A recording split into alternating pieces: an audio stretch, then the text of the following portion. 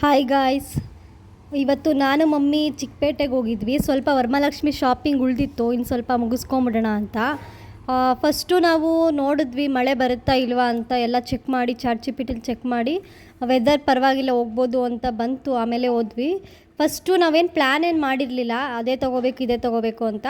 ನಾವು ಹೋಗಿದ ತಕ್ಷಣ ಈ ಬ್ಯಾಂಗಲ್ಸ್ ನೋಡಿದ್ವಿ. ಬ್ಯಾಂಗಲ್ಸ್ ಹೆಂಗಿದ್ರು ಬೇಕಿತ್ತು.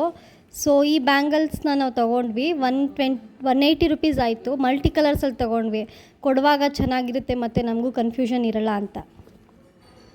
ಕ್ರೌಡ್ ಹೆಂಗಿತ್ತು ಅಂತಂದರೆ, ಕ್ರೌಡ್ ಏನು ತುಂಬ ಇರಲಿಲ್ಲ. ಆ್ಯಕ್ಚುಲಿ ನಾವು ಅದಕ್ಕೆ ಎದ್ರುಕೊಂಡಿದ್ವಿ ತುಂಬ ಕ್ರೌಡ್ ಇತ್ತಾ ಏನು ಅಂತ. ಆ್ಯಂಡ್ ಸ್ವಲ್ಪ ಬೇಗನೆ ಹೋಗಿದ್ವಿ, ಯಾಕೆಂದರೆ ಹಬ್ಬ ಹತ್ತತ್ರ ಬಂದರೆ ತುಂಬ ಜನಗಳಿರ್ತಾರೆ ಅಂತ. ಬಟ್ ಕ್ರೌಡ್ ಏನು ಅಷ್ಟಿರಲಿಲ್ಲ. ಆ್ಯಂಡ್ ಈ ಶಾಪಲ್ಲಿ ನೀವೇನು ಲೋಟಸ್ ನೋಡ್ತಿದ್ದೀರಲ್ವ, ಈ ಲೋಟಸ್ ನಮ್ಮನೇಲಿ ಆ್ಯಕ್ಚುಲಿ ಇತ್ತು. ಬಟ್ ನಮ್ಮಮ್ಮಿ ಇನ್ನೊಂದು ಇರಲಿ ಹಳೇದಾಗಿದೆ ಅಂತ ಒಂದು ತೊಗೊಂಡ್ರು.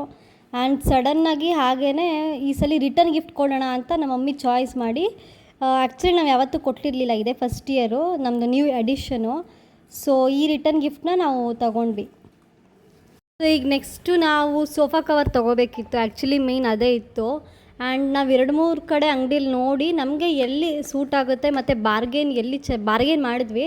ನಮ್ಗೆ ಎಲ್ಲಿ ಬೆಸ್ಟ್ ಪ್ರೈಸಿಗೆ ಕೊಟ್ಟರೋ ಅಲ್ಲಿ ತೊಗೊಂಡ್ವಿ. ಈ ಸೋಫಾ ಕವರು ನಮ್ಮ ಸೋಫಾಗೆ ಕಾಂಟ್ರಾಸ್ಟ್ ಇರುತ್ತೆ. ಸೊ ಆ ಥರ ಪ್ಲ್ಯಾನ್ ಮಾಡಿ ತೊಗೊಂಡ್ವಿ.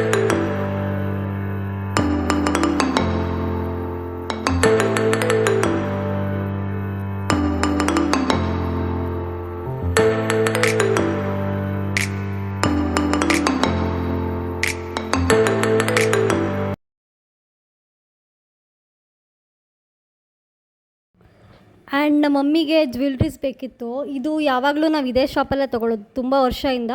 ಆ್ಯಕ್ಚುಲಿ ನಮ್ಮ ಮಮ್ಮಿ ನಾನು ಹುಟ್ಟೋಕ್ಕಿಂತ ಮುಂಚೆಯಿಂದನೂ ಇದೇ ಶಾಪಲ್ಲೇ ತೊಗೋತಿದ್ದಿದ್ದು. ಸೊ ಅದಕ್ಕೆ ಇದೇ ಶಾಪಲ್ಲೇ ತೊಗೊಂಡ್ವಿ. ಮಮ್ಮಿಗೆ ಒಂದು ನೆಕ್ ಪೀಸು ಮತ್ತು